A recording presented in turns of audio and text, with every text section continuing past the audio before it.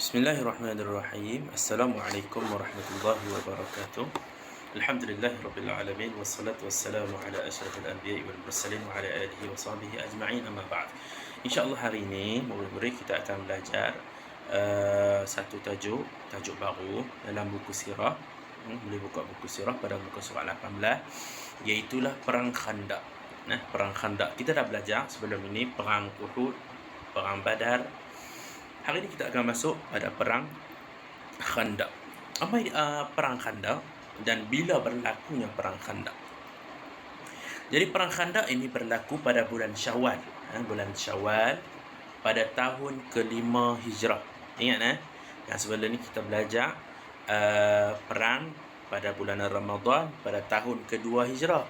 Kemudian pada bulan Syawal tahun ke-3 Hijrah. Kali ini berlaku pada bulan ke-5 Hijrah, bulan Syawal pada tahun ke-5 Hijrah. Okey, baik. Apakah sebab berlakunya perang ini? Perang Khandaq ini berlaku sebab apa? Berlaku apabila seorang daripada kaum Bani Nadir. Orang Arab dia banyak kaum. Kemudian Bani ini nama dia Bani Nadir. Kaum ini adalah kaum Bani Nadir. Okey. Nampak Dia kata Bani Nadir. Bani Nadir ini, mereka ini sebelum ini ada buat perjanjian damai dengan orang Islam, dengan Nabi. Dia buat perjanjian supaya mereka ni berjanji tak akan berlaku buat peperangan ataupun menumpahkan darah ataupun berperang membunuh orang. Jadi dengan ini menunjukkan bahawa mereka ni dah berjanji dengan Nabi dan juga orang Islam, mereka ni tak akan buat kekacauan. Akan tetapi satu ketika berlaku masalah di dalam kampung mereka. Di kampung halaman mereka, mereka ni ada masalah. Jadi yang perlu diselesaikan, yang boleh membantu untuk menyelesaikan hanyalah Nabi Muhammad sallallahu alaihi wasallam. Jadi sebenarnya dalam diam-diam ni Bani Nadir ini, mereka ni nak bunuh Nabi. Mereka ni jahat. Mereka ni nak bunuh Nabi. Mereka ni berkomplot, merancang untuk membunuh Nabi bila Nabi mai ke kampung mereka. Jadi Nabi pun nak pergi Akan tetapi dalam perjalanan Nabi diberi amaran oleh Malaikat Jibril. Malaikat Jibril habaq kata jangan pergi. Mereka ni nak merancang untuk bunuh kau Nabi Muhammad sallallahu alaihi wasallam. Jadi apa yang Nabi buat? Nabi pun patah balik. Nabi tak jadi pergi ke tempat mereka dan Nabi patah balik untuk bukan bersembunyilah, lari baliklah supaya mereka ni tak membunuh Nabi. Jadi apa yang berlaku selepas itu?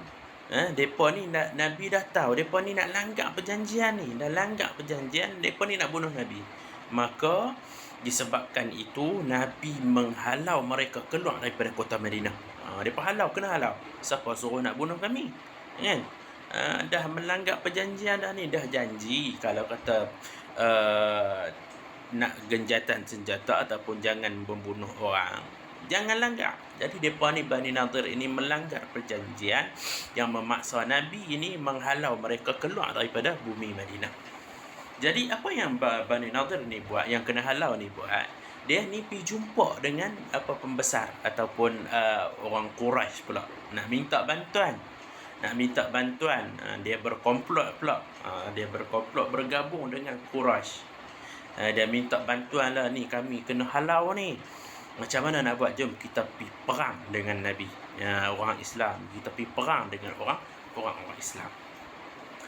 Akhirnya bila mereka ni bergabung dengan orang Quraisy, orang Bani Nadir ni pergi jumpa dengan Quraisy nak minta bantuan bergabung. Mereka ni bincang. Akhirnya mereka ni boleh mendapat mengumpulkan sebanyak 10,000 orang tentera. Nak lawan orang Islam ni. Mereka berkomplot, bergabung dengan banyak kaum. Boleh kita tengok pada nombor 6 ni. Pada nombor 6 dia kata sejumlah 10,000 orang tentera. Mereka ni bila dah minta bantuan, Bani Nadir ni dapat mengumpulkan sebanyak 10,000 orang tentera. Ya? Di antaranya daripada 10,000 orang ni, di antaranya yang pertama adalah Bani Asad. Yang ada tulis di sini nah. Ustaz bagi zoom sikit. Yang pertamanya adalah Bani Asad. Yang pertama. Yang kedua Bani Ghatfan. Tengok baris nah, bacaan dia, cara bacaan. Satu Bani Asad, yang kedua Bani Ghatfan, yang ketiga Bani Murrah. Murrah. Yang keempat Bani Asja' dan juga kaum Yahudi daripada Khaybar. Orang Yahudi yang duduk di Khaybar. Ada satu penempatan nama dia Khaybar. Mereka ni duduk di Khaybar, mereka datang untuk membantu, untuk memerangi baginda Nabi Muhammad sallallahu alaihi wasallam dan juga orang Islam yang lain. Jadi mereka ni dah mengumpulkan 10,000 orang tentera. 10,000 orang ni terdiri daripada banyak kaum. Banyak kaum. Maksudnya ada berapa di sini kalau campur dengan Bani Nadir, Quraisy. Maksudnya kalau kita kira ni ada lebih kurang 7. Tapi yang kita tengok di sini Bani Asad, Ghatfan, Murrah, jadi ada 5. Tapi nak menunjukkan bahawa ni ada banyak orang tentera. Banyak tentera dan juga banyak berbilang kaum. Orang Arab dia ada banyak kaum juga, macam kita lah. Malaysia kita ada Melayu, Cina, India, Khadazan, macam-macam. Orang Arab pun macam tu juga. Orang Arab pun dia ada kaum depa. Kaum yang pertama kaum Asad, Quraisy, Ghatfan, Murrah, Asja', kaum daripada Khaybar. Mereka ni pun banyak kaum juga. Jadi kaum ni di dalam bahasa Arab, berbilang kaum di dalam bahasa Arab nama dia Ahzab. Yang dalam kataan ni kan Ahzab nombor 7. Dan berbanyak kaum ni lah bergabung, nama dia Ahzab. Satu kaum nama dia Hizbun, dan kalau jamak ataupun banyak, plural dia nama dia Ahzab. Baik, yang ketujuh, dia kata peperangan ini dinamakan sebagai peperangan Ahzab. Mula-mula kita kata tadi yang mula-mula nama dia perang Khandaq, betul tak? Akan tetapi boleh juga dinamakan sebagai perang Ahzab. Sebab apa? Perang ni banyak sangat kaum-kaum yang menyertai peperangan ini. Jadi dinamakan juga sebagai perang Ahzab. Jadi perang Khandaq ini boleh juga digelar sebagai perang Ahzab. Dan disebabkan banyaknya tentera yang bersekutu. Baik. Nah, murid pula boleh buka pada muka surat 19. Pada muka surat 19 cara bagaimana Rasulullah sallallahu alaihi wasallam menentang musuh. Macam mana menghadapi musuh. Yang pertama, Nabi Muhammad sallallahu alaihi wasallam berbincang dengan para sahabat. Nabi Muhammad berbincang, tanya macam mana strategi perang kita ni, macam mana kita nak berperang ni. Jadi semua orang bagi cadangan. Akhirnya ada seorang lelaki daripada Parsi. Nama dia Salman Al-Farisi. Nama dia Salman je, tapi Al-Farisi ni nak menunjukkan bahawa dia ni datang daripada Parsi. Salman Al-Farisi. Al-Farisi maksudnya daripada Parsi. Parsi zaman lah ni nama dia Iran. Iran lah ni. Iran lah ni nama dia dulu Parsi. Jadi Salman Al-Farisi ni dia bagi cadangan. Ya Rasulullah, kita boleh perang mereka ni dengan menggunakan parit. Kita korek parit di sekeliling Madinah. Tetapi parit ni mestilah dalam dan juga luas, supaya kalau ada kuda ataupun orang mereka nak lompat pun tak lepas. Macam tu. Itu strategi dia. Jadi strategi Salman Al-Farisi untuk korek parit yang supaya mereka ni tak mampu untuk melintas. Baik.